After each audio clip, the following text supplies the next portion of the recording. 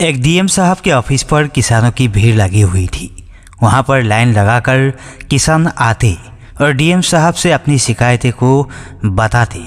DM साहब अपने तरीके से सभी को हैंडल कर रहे थे।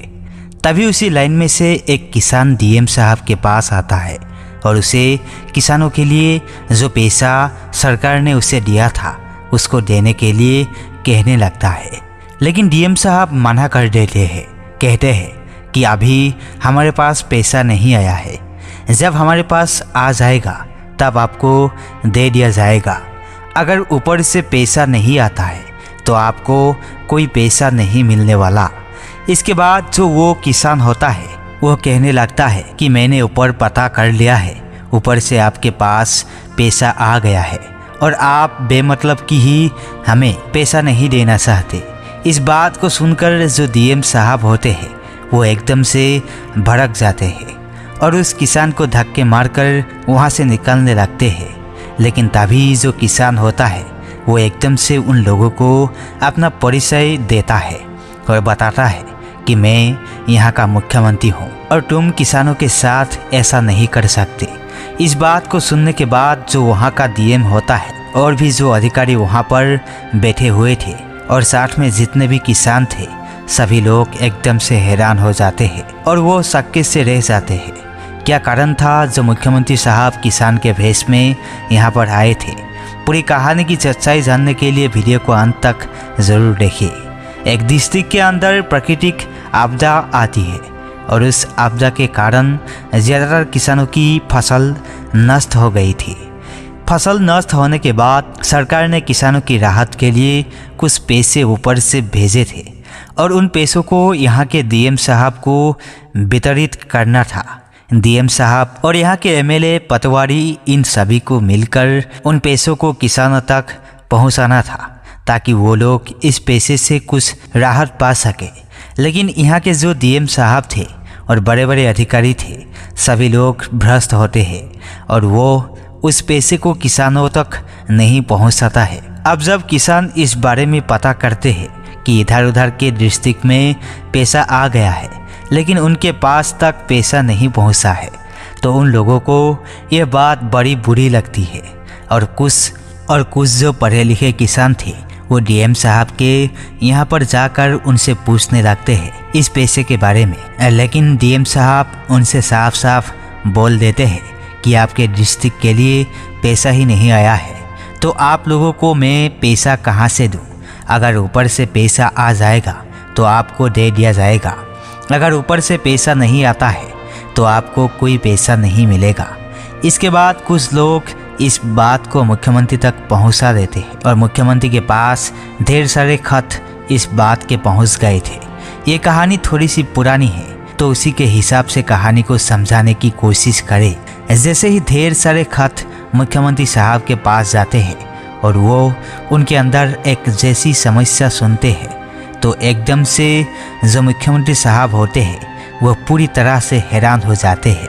वो सोचने लगते हैं कि ऐसा कैसे हो रहा है, किसानों के हक को ये लोग ऐसे कैसे मार सकते हैं। उसके बाद जो मुख्यमंत्री साहब होते हैं वहाँ के बड़े बड़े अधिकारियों की मीटिंग रखते हैं और उनसे इस बारे में बात करते हैं।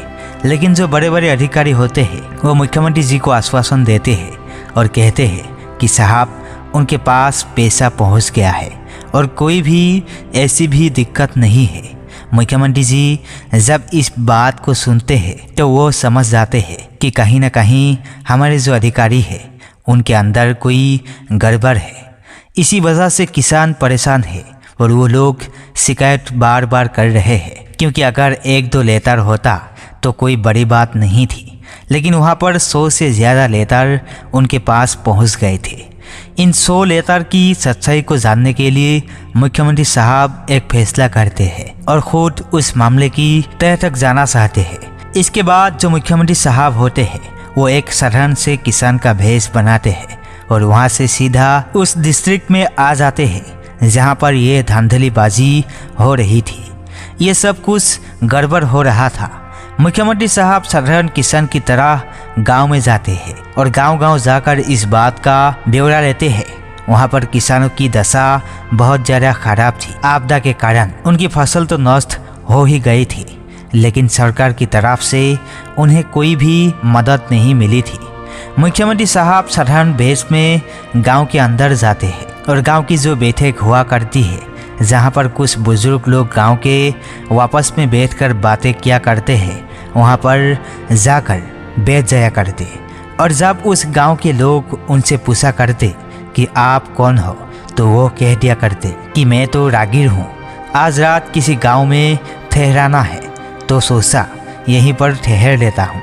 इसके बाद गांव वाले उनका वेलकम करते हैं और सभी लोग जब आपस में बातें करते हैं तो बातों ही बातों में मुख्यमंत्री साहब को पता चल जाता है कि यहाँ के जो लोग हैं वो काफ़ी ज़्यादा परेशान हैं और सरकार के लिए तरह तरह की बातें कह रहे हैं, क्योंकि बैठक पर बैठते समय यह किस्सा सिरजा था और लोग अपनी अपनी राय सरकार के लिए दे देते हैं। कुछ लोग कहते हैं कि सरकार ने पैसा ही नहीं भेजा, डीएम साहब बोल रहे थे, तो कुछ लोग कहते हैं कि सरकार ने तो भेज दिया है, लेकिन बड़े अधिकारी उस पैसे को मिलकर खा गए हैं। यहाँ तक कि वहाँ के जो कुछ एमएलए और जो बड़े बड़े अधिकारी होते हैं, उन सभी के नाम वो गांव के लोग बता रहे थे, जिस लोगों ने उनको मिलने वाले पैसे को अपने यूज में ले लिया था।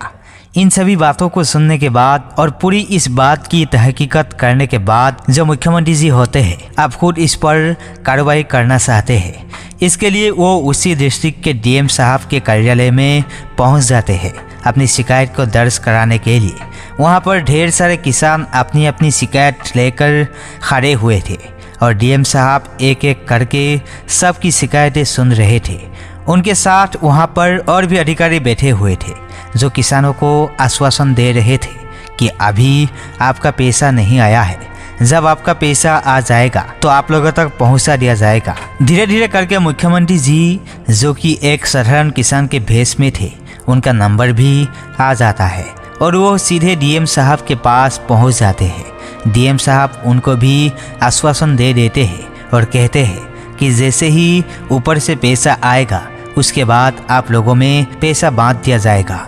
लेकिन जो मुख्यमंत्री जी होते हैं वो कहने लगते हैं कि नहीं, ऐसी बात तो नहीं है, सरकार ने तो आपके पास पैसा भेज दिया है, आप उस पैसे को भला क्यों नहीं बांट रहे।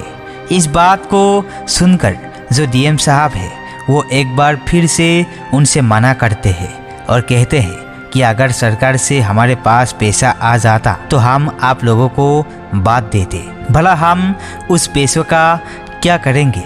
लेकिन मुख्यमंत्री साहब कहते हैं कि मैंने ऊपर पता कर लिया है और वो लोग बता रहे थे कि आपके परिया के जो डीएम है उनके पास पैसा आ गया है और वहीं पैसे को आगे नहीं भेज रहे हैं। जैसे डीएम साहब को लगता है कि उनकी चोरी पकड़ी गई है, तो इसके बाद डीएम साहब गर्म हो जाते हैं और उस किसान पर चिल्लाने लगते हैं। वहाँ पर कुछ सिक्योरिटी गार्ड थे, तो उनसे कहने लगते हैं कि ऐसा करो, इसको बाहर भेज दो, यह ज़्यादा ही कुछ कानून जानता है। जैसे ही सिक्योरिटी मुख्यमंत्री साहब की तरफ बढ़ती है तो वो एकदम से हाथ देकर उन्हें रोकने का इशारा करते हैं। कहते हैं कि रुक जाओ, पहले मैं भी तो अपने बारे में कुछ बता देता हूँ। इसके बाद मुख्यमंत्री साहब फौरन से अपना परिचय उन सभी को देते हैं और कहते हैं कि मैं यहाँ का मुख्यमंत्री हूँ और तुम लोगों की चोरी आज पकड़ी गई है। जैसे ही मुख्यमंत्री जी अपने असली भेष में आते हैं तो इस बात को देखकर डीएम साहब और वहाँ पर जितने भी बड़े अधिकारी बैठे हुए थे, यहाँ तक कि जो किसान वहाँ पर शिकायत लेकर आए थे, सभी एकदम से दंग रह जाते हैं। डीएम साहब और उनके साथ जो बड़े अधिकारी होते हैं वो एकदम से मुख्यमंत्री साहब से हाथ जोड़कर माफ़ी मांगने लगते हैं। उसके बाद जो मुख्यमंत्री साहब होते हैं उसी ऑफिस का फ़ोन उठाते हैं और फ़ोन उठाने के बाद अपनी टीम के पास फ़ोन कर देते हैं। उन्होंने फ़ोन करके वहाँ पर उनसे भी बड़े आला अधिकारियों को बुला लिया था और उसके बाद उन सभी पर अच्छी तरह से कार्रवाई की जाती है। डीएम साहब को कुछ दिनों के लिए पद से हटा दिया जाता है और उसके बाद अच्छी तरह से इस मामले की तहकीकत की जाती है। तहकीकत करने के दौरान उनको पता चलता है कि जितना भी पैसा किसानों के लिए आया था उस सारे पैसों को डीएम साहब ने और बड़े बड़े अधिकारियों ने और साथ में यहाँ के एमएलए ने मिलकर अपने अपने खातों में जमा कर लिया है और इसके लिए वो फर्जी डॉक्यूमेंट बना रहे हैं ताकि सरकार को ये प्रूफ किया जा सके कि किसानों का पैसा किसानों तक पहुंच गया है और कोई भी कैसे भी दिक्कत नहीं है।